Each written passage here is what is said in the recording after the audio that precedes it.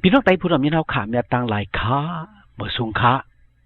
พระเป็นเจ้าถาวราพระมันเจ้าปันไว้กระดิษฐศาสตร์มันเจ้าอันมีไว้กันในจำสลัมหมาย55 ข้อ 22นั่นว่าเอาโคอันนักหนาเมื่อนั้นอับปัญชาปันตีถาวราพระตามันเจ้าตักกำถอกใจแถมเมื่ออ๋อมันเจ้าตักอำปันให้กุนันสือดอนั่นไล่สันไล่ไว้สิบอกว่าไหนเขาว่าเนาะทำดีๆค่ะเอาโคอันนักมืออับปัญชาปันตีถาวราพระเป็นเจ้ามันเจ้าตักกำถอกใจแถมมือว่าไหนคะพี่น้องเขาจองเฮาขาดเป็นก็อันมีไว้หับไว้โคอันนักหนาค่ะโคอันนักหนาอันเฮาขาหับไว้นั่นเฮ็ดให้เฮาขาหยับใจคันเจอตุกขาแต่เด็กค่ะเนาะโคอันนักหนาอันเฮาขาหับไว้นั่นเป็นอีสังไทยจะวนจะตุ้ยค่ะรู้พี่น้องเขาบางก็ที่ว่าก้มเลยหับสังรู้ให้หรือซ้ำว่าโคอันนักหนาอันก็หับอันว่านั่นพี่น้องเขาอำจะว่าหับมุงหับซ่องจังที่ว่าหับอำจะว่าหับถงหับไม่จังเปลี่ยนหับโคอันเฮาขาดซุ้งอันเฮาขาดตื้ออันเฮาขาดหับนั่นเฮ็ดให้หูหมาขาดเจ็บเฮ็ดให้เฮาขาดหยับใจค่ะก้วยกาขอความพระเป็นเจ้าอันว่าโคอันนักหนาอันเฮาขาดหับอันว่านั่นมันเจ้าแค่ว่าโคตุกขาตั้งหยับตั้งผึดโหใจเฮาขาดฉะนั้นค่ะพี่น้องเขาโคนักโหใจเฮาขาอันมีไว้ในหัวใจเฮาเป็นโคอันนักหนาอันเฮาคาไลหับไว้นั่นขย่าพี่น้องเขาเวโคอันนักอันมีในหัวใจเฮาขานั้นน้ำหนาเตะค่ะเป็นอันนักหนาเตะค่ะพี่น้องเขาหับหยับเตะค่ะโคนักอันเฮ็ดเฮาค่ะจับใจขันใจนั้นมีดวงตางกุศลกุมิโอค่ะมันก็เปิดตั้งกินตั้งหนุ่งติวตีเศร้าแลเป็นโคอันนักหนาที่มันก็การงานอันไรเฮ็ดนั่นเป็นอันหยาบใจคันใจมีทางหยาบตั้งผึดแลเป็นคู่อันนักหนาก็ดีมันก็เปิดเงินแลเงินนั่นเป็นคู่อันนักหนาก็ดีมันก็หน้าหืนตาเยดุกล้างป่อแม่เป็นคู่อันนักหนาก็ดีไหนก็มีมันก็เปิดตั้งอยู่ดีกินวันแลเป็นคู่อันนักหนาอันไรขามไว้อันไรหับไว้นั่นเป็นอันนักหนาในก็มีมันก็เปิดก้อนเฮาขาหักก้อนเฮาขามืดก้อนเฮาขากือนั่นแหละเฮาขาอิดรู้มันแหละเป็นคู่อันนักหนาก็ดีเฮาขาในก็มีมันก็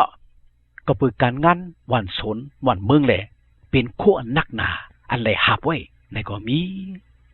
กุนทำการหมั่นเมืองกุนเฮ็ดการซึกอันแก่แขให้กังเพเข็นกุนหมั่นกุนสนนั่นก็เป็นคู่อันนักหนา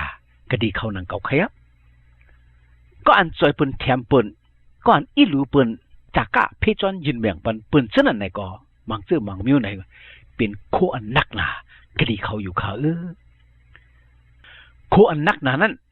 พอได้ใครจะเช่นจ้าตุ้ยแต่ไหนมีไว้นำหนาแต่เด็กค่ะพี่น้องเขาโคอันนักหนาอันเขาขาหับไว้นั่นจึงเป็นตั้งหยาบตั้งผืดปุ้นเฮาเฮ็ดให้เขาขาคือหมอยเฮ็ดให้เขาขาเจ็บแสบเฮ็ดให้เขาขาเจอลู่เจอตกเฮ็ดให้เขาขาลู่ซุ่มเฮ็ดให้เขาขาไม่เจอขี้เจอเฮ็ดให้เขาขาเลยป้องเลยคังเลยให้เลยห้องมันก็คุณนักหนาอำหัดแล้วในก็มีหนังเก่าข้าพี่น้องเขาก้อยเขาอันคันคุกสไลก็ที่ดอกเมียพระเปลี่ยนเสามีไว้ว่าเอาโคอันนักหนาอันเมื่อหับไว้ฉะนั้นอับปัญชาปันดีถาวราพระเปลี่ยนเสาตามันเสาตักกำถอกจอยแถมเมื่อว่าไหนคะเจ้าเยซูว่าก็อันหับโคนักหนาเลยจับใจคันใจเขาตั้งสิ่งตั้งลงเขามาที่เก่าตาเก่าตักปันตั้งอันศักษาว่าไหนคะก้มกระดิ่งจอมยัดพระเป็นเจ้าในซึ่งเฮ็ดเขาค่ะละเอียดละเอียดแต่ค่ะพี่น้องเขาเพราะว่าเขาค่ะยุ่มอีเมืองอากุมันเจ้าเสียแลเอาคุณนักอันเขาค่ะหับไว้ซึ่งนั้นเอามาอับปัญชาปันดีถาวราพระเป็นเจ้าวันในซึ่งมันเจ้าตีปดเปียดมันเจ้าตีเอาคุณนักเขาขาดซึ่งนั้นตกเปียดตั้งสิ่งทั้งหมดเลยเขาขาดศักษาเขาขาดเตรียมเลยหับเขาขาดติดหลอดพี่น้องเขามันเจ้าตีกับถอกมันเจ้าดิสวยแถมเฮาคาปิกสมาปืนต่างก็อำกำอำทอกไหลอำจอยอำแถมไหลเสียตาก็พระเป็นเจ้ากำทอกจอยแถมไหลอยู่ค่ะลองต้านพระเป็นเจ้าอำเฮ็ดอำเปลี่ยนไรนั่นอำมีสังฆะ ปุ่นเนินนางตัวเคียงขันฐานในก็พระปิ่นเจ้ากำทอกสวยแถมเลยอยู่ค่ะปุ่นใจขอนวิญญาณเฮาขันในก็พระปิ่นเจ้ากำทอกสวยแถมปันเลยอยู่ค่ะก็อันอยู่อำดีกินลำวัดมีโอกาสตั้งไข่ตั้งปีนั่นก็พระปิ่นเจ้าเฮ็ดเฮาหายแค้นเลยอยู่ค่ะก็อันมีตั้งไม่ตั้งขีในหูเจอในก็พระปิ่นเจ้าปันเลยตั้งหนิมตั้งจุ่มตั้งซื้อตั้งมุนตั้งเปียวในหูเจอเลยอยู่ค่ะมีเปียสนามอยู่เหรอมีตั้งหยับตั้งผืนจึงอยู่ในก็เพราะว่าเฮาขาเอาเปียสนาเฮาขาตั้งหยับตั้งผืนเฮาขาฉะนั้นอัปปะเนมือพระปิ่นเจ้าวันในจึงมันเจ้าติเอาเปียสนาตั้งหยับตั้งผืนเฮาขาฉะนั้นสิแลเฮ็ดเฮาขาศักษากูกอกูกุนอยู่ค่ะมันต้องเรียนสวยแถมเฮ็ดปันเฮาเปียสนาเฮาขาตั้งหยับตั้งผืนเฮาขาเย้าตูลีงามกว่าดังสิ่งทั้งหมดอยู่ค่ะมีข้าวน้ำตั้งกินในก็พระปิ่นเจ้าติเลี้ยงอยู่มีคนลงตั้งใหม่ในก็พระปิ่นเจ้าติปันเฮาขาลงมาอยู่ค่ะมีตั้งหยับตั้งฝืนซึ่งคือในก็อันมาสู่ที่พระปิ่นเจ้าอิงเปิงอากูอยู่มัดมันเจ้านั้นมันเจ้าติดจอยติดแถมดังสิ่งทั้งหมดอยู่ค่ะในเป็นกระดีดอกเม็ดพระปิ่นเจ้าค่ะพี่น้องเขามันเจ้าตักกำปันให้กุนมันเจ้าลูกล้างมันเจ้าเสียก็เสียกุนไล่สันไล่ไหวสิบอกวันไหนเขาว่าเนาะด้วยขาลุในก็เป็นกระดีดอกเม็ดพระปิ่นเจ้านังเก่าค่ะ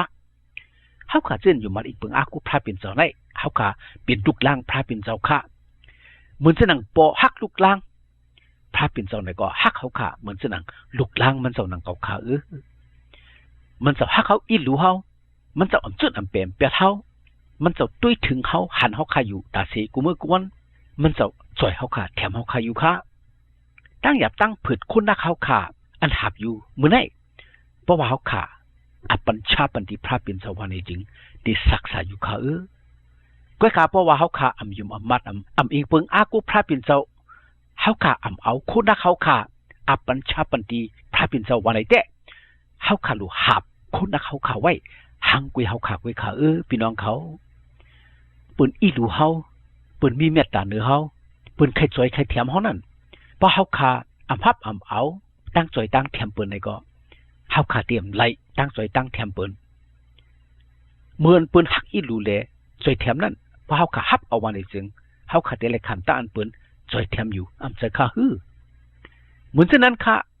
คนนักอันเฮาขาหับไว้เป็นอันนักหนาจับเจอหนาทุกข้าหนากินเจอหนานั่นจึงเพราะเฮาขาอับปันกดีพระปิ่นเจ้าวันในจึงมันเจ้าตีเอาเปียตั้งสิ่งทั้งหมดแลเฮาขาตีศักษากะจินช้ำสากูกอกกูกุนอยู่ค่ะพี่น้องไตผู้รับยินเอาค่ะอเมียตังหลายค่ะวันเมื่อไหร่เฮาขาหับไว้คุณนักอันเหลอมิ้วเหลอเอาคุณนักเฮาขาเจ้านั้นอับปันกดีพระปิ่นเจ้ากูกอกกูกุนตั้งสิ่งตั้งมุดสิกรรมค่ะตีศักษาอยู่ค่ะวันไหนอะไรปันอินปันแห้งพี่น้องไตผู้รับยินเอาค่ะอีกหนึ่งค่ะ